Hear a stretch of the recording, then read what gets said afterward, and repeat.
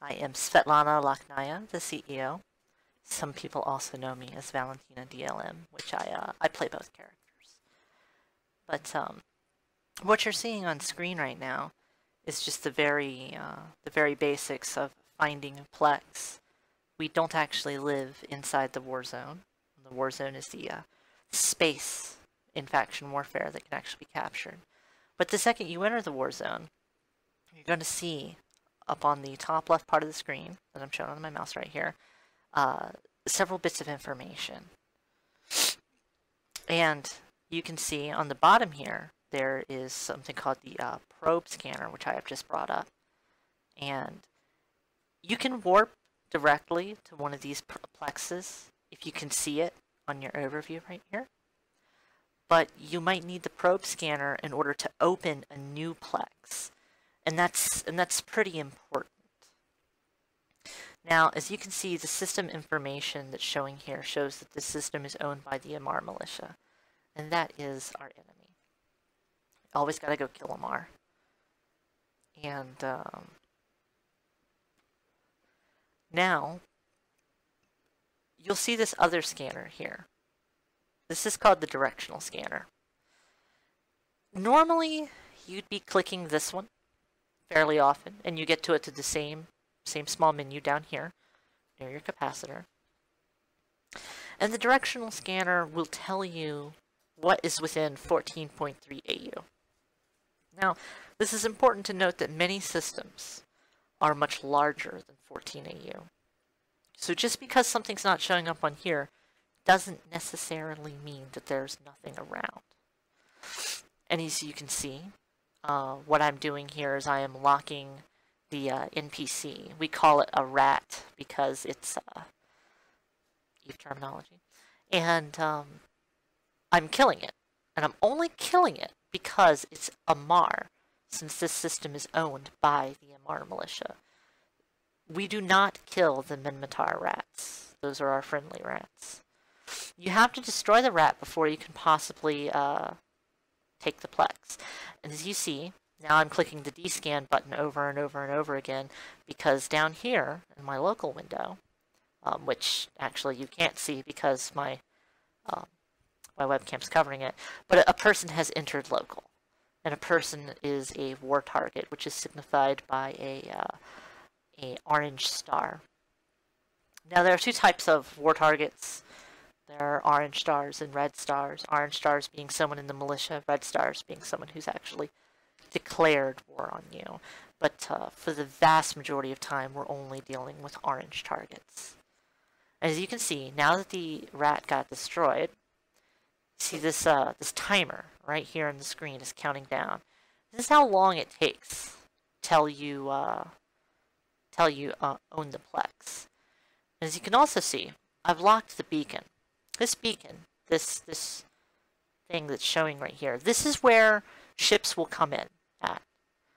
And you need to be within 30 km of this circle and triangle in order to capture the plex. But you don't actually have to be within 30 km of this beacon.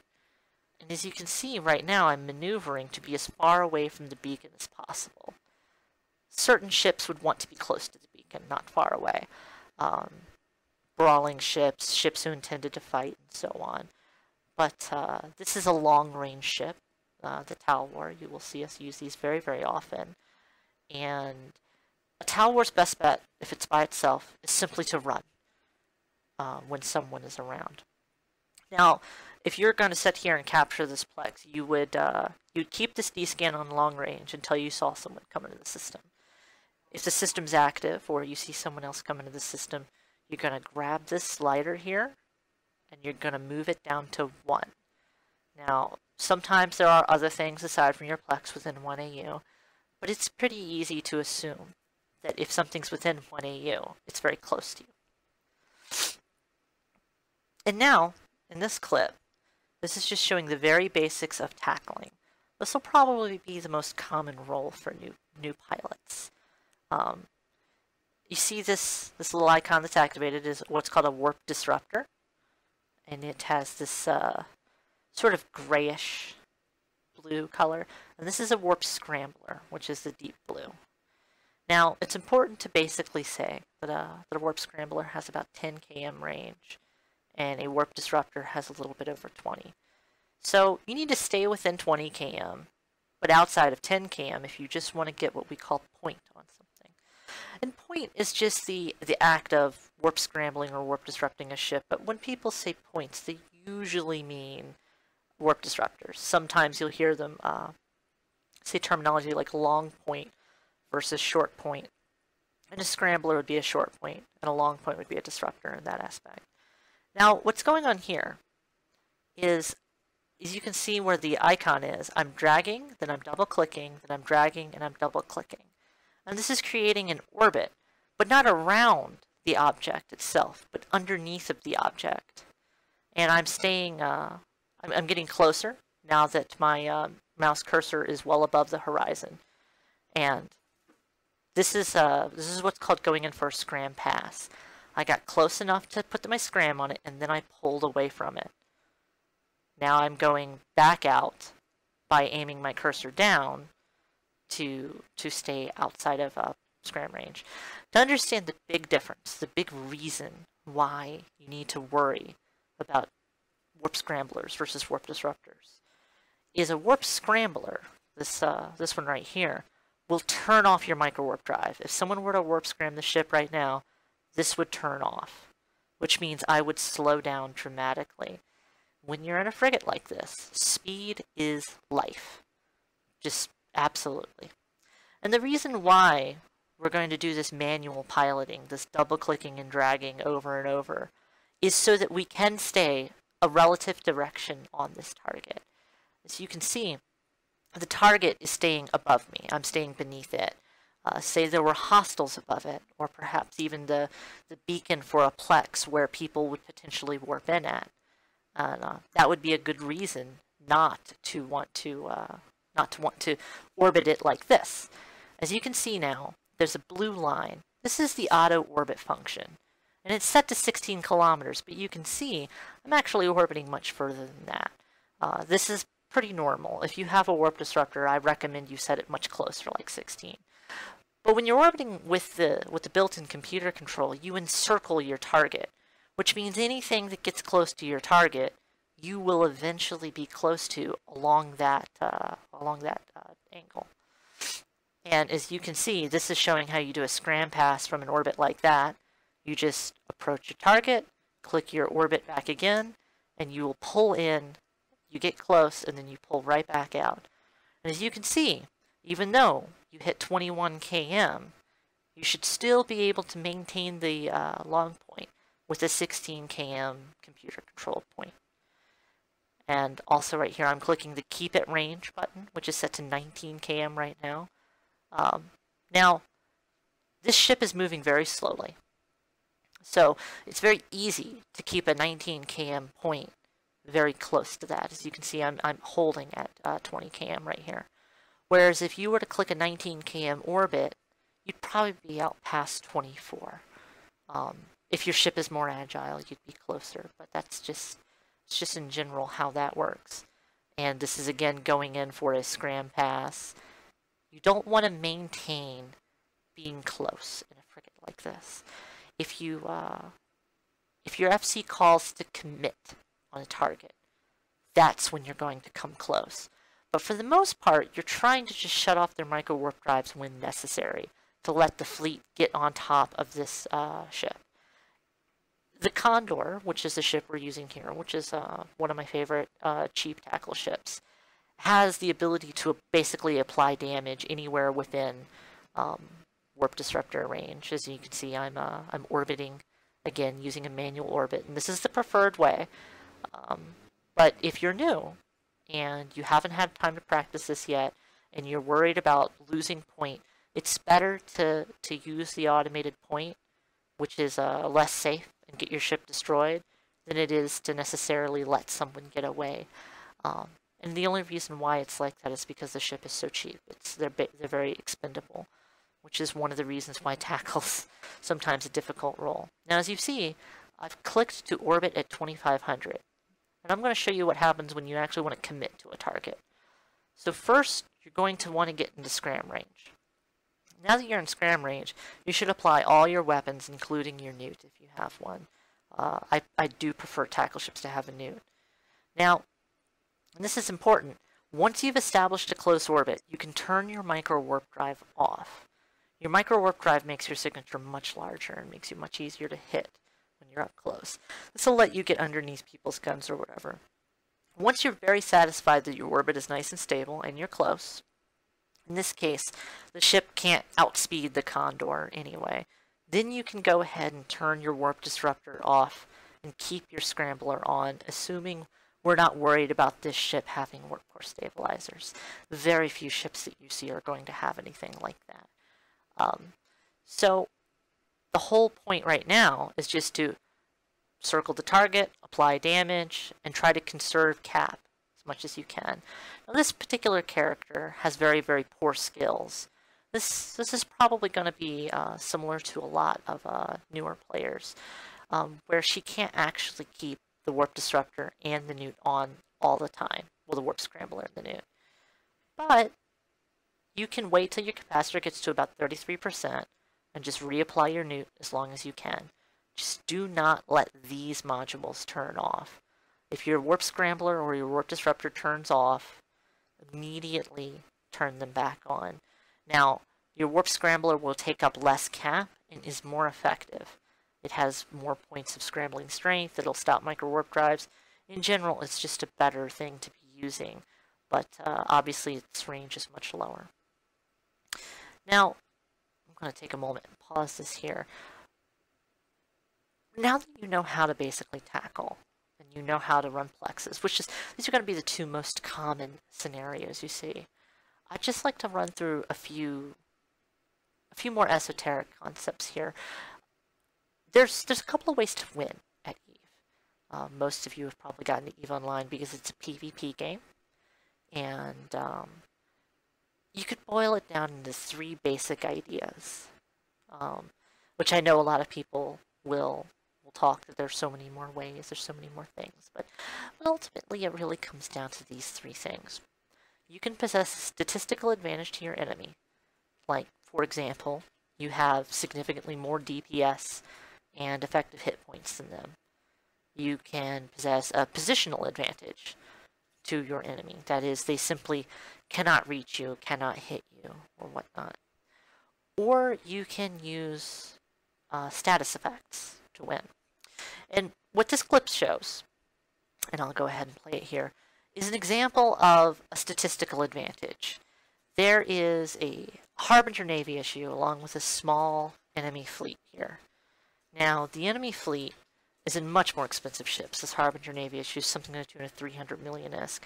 We're just a group of thrashers. I think we have a frigate or two along that has a point on it to hold it down. Now, these thrashers are DPS ships. And in Khushakor Clan, in general, DPS ships do DPS. They do not tackle. E-War ships do E-War. They do not do DPS, and so on. Some of these will include ancillary weaponry and whatnot, like our crucifiers do actually do some damage, but they're not the sort of thing you use to actually kill people. And the reason why is we're trying to maximize particular attributes. And these particular thrashers, they have about 260 DPS, if I recall correctly, and they have roughly 12,000 EHP, which is significant for such a cheap ship. They only have one T2 module on them, and that's a damage control 2, even though this particular variant that you see here doesn't have the damage control and uses 2 gyros, but that's fine. It doesn't have that big of an effect. But because we have an enormous advantage in EHP and damage at the moment, we're going to make very short work of our enemy, despite our enemy having much, much more ISK on the field. And it's kind of funny because he's very confident in this battle. He freely engages on the gate. He could have easily jumped. And I'm just blocking the drones to see if we need to save our friend. But basically, when these other people come in, I make the call, since I'm the fleet commander, to just burn this guy down, and then let's go kill as much as we can. So as you can see, we're going towards the next enemy, and he's going to basically vaporize as soon as we arrive. I don't believe there was even a point there. And then we're going to go after this E-War support ship that's here. We don't have points, or we would have actually got that guy, but he warped off absolutely fine. And then at the end, the Naga, that was probably in warp the whole time, arrives after we'd already won. Now, basically, we had more DPS in EHP. And there's a lot of other statistical advantages you can have to win. You can have Alpha, which simply destroys a target by doing so much damage at once. Or you can have Reps, which is, for those unfamiliar with EVE Online terminology, is basically healing. You can have logistic ships that can simply heal faster than the enemy can do damage, making you basically invincible and so on. But outside of a statistical advantage like that, there's status effects as well. And this is about to show that. Now in this, we have a couple of Tech 1 destroyers along with a Tech 1 cruiser. But we're actually fighting a faction cruiser, another Tech 1 cruiser, 2 Tech 2 frigates, and a Tech 1 frigate. So we're pretty heavily outgunned by sheer statistics. They have more damage than us, they have more tank than us, they have more ability to project damage as well. But what we have is we have electronic warfare. And as you can see, the Omen Navy issue here is hitting me for really good damage, and he's out at 98 km. But the Omen, which potentially is a very dangerous ship, is already jammed. He can't shoot. This little icon means the jam is effective. As you see, I have jam spread on most of the targets right now. I'm still trying to get one of the last ship here. And gray means they failed. So I failed a cycle, and my armor's going down very rapidly. These ships generally aren't very good to bring up close like this. But as you can see now, all 3 of these ships cannot shoot at me. So most of the damage has slowed dramatically, allowing my friends and their Tech 1 destroyers to start killing this remaining Harpy. The other one has already fled the field. And now, every single ship except this Omen is jammed. And now, only these 2 are jammed. So basically, by doing this, you're constantly making them have to reapply targets. Which means even though they have more damage, they don't actually get the chance to apply their damage on this much smaller, much weaker fleet. But because how much bad I'm doing to them, they seem to be focusing on me. Which is actually a good thing, because I'm actually the most heavily tanked ship on field. As you can see, this is a friendly, comes in, who's not part of our fleet. Though at this point, the battle is already won. As targets diminish, I can put more jams on each one, meaning I have a much larger chance of success. At this point, all the ships are jammed as well. The only damage coming in are from these drones. And I'm not terribly worried about that. The Tormentor here is doing the smart thing and burning away. If he gets any close to those Thrashers, he'll just die. And this Jackdaw is a pretty serious threat to a frigate as well. The Omen is, as you can see, melting underneath of our damage. And basically this Omen Navy issue, while too far out to tackle, can't possibly keep us there, so we can just warp away, which is what I did. In 4% armor. But we won the day. And remember how I said there was a third type?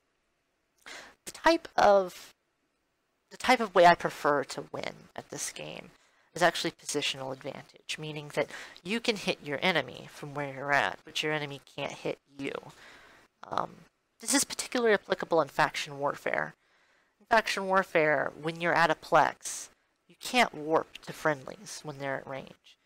And friendlies can't warp to you, which means the positions that you have are more or less absolute. There are ways to modify them quickly, but generally speaking, the speed of your ship counts for a lot. You can't be probed down and warped on top of or anything like that. So let me go ahead and play this clip.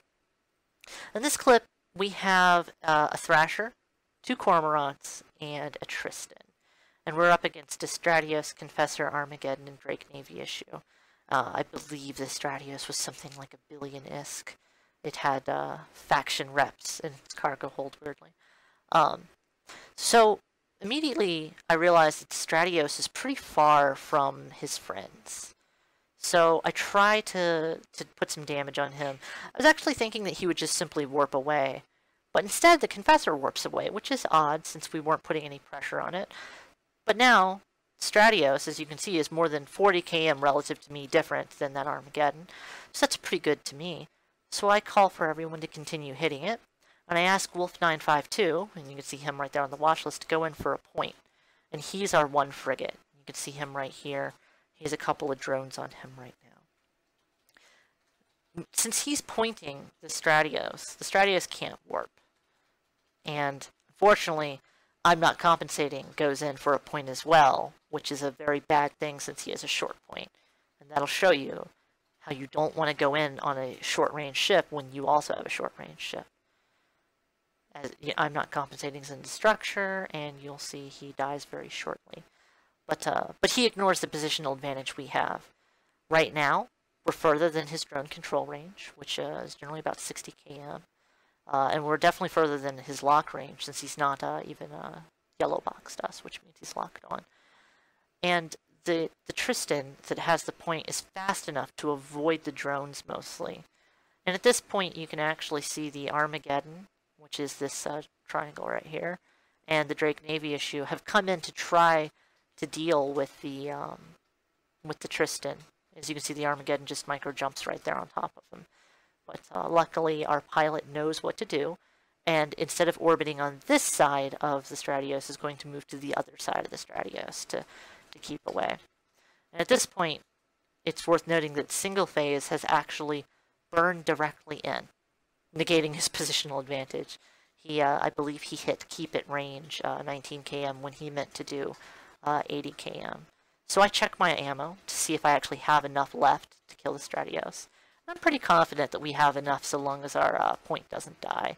And you can see he's taking a little bit of damage, but since we've got him into structure already, it makes sense.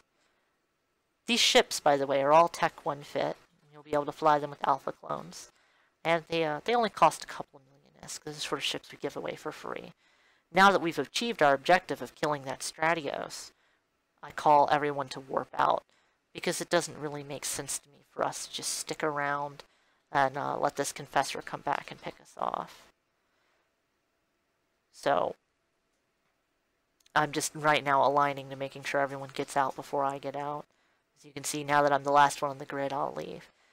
Sometimes you'll see me do that as FC, try to make sure that the fleet got out if I'm not in any threat. But there you go. Before you go into engagements, it's worth noting that you should try, if at all possible, to find one of these ways that you could conceivably win a fight before you go into it. Now, you're not going to know all the variables, and that's simply EVE Online. There will be things that you underestimate and overestimate.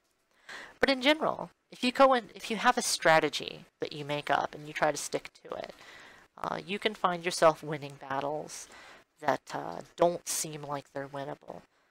Now, if you just descan that plex that we were at and you saw Armageddon, Drake, and Stratios, Confessor, it sounds like a bit much since all we had on hand was a couple of Tech 1 fit, Tech 1 destroyers, and Tech 1 fit frigates. But we won. And we won because we made a strategy. We made a strategy with the available information, and it turned out to be true. It turned out that there weren't many variables we didn't know, and as you can see, as I pointed out, several of the pilots in there made some pretty silly mistakes, but they're mistakes to make, and everyone's going to make mistakes. In Khushakor Clan, we don't particularly care if people make mistakes. It's not that big of a deal, but we're going to have many videos forthcoming that'll explain how to fly specific doctrines and to deal with specific scenarios. But this was just a basic overview to let you know how to fly, how to find a plex, how to open a plex, and that you can win fights that might not be so obvious that you can win. All right.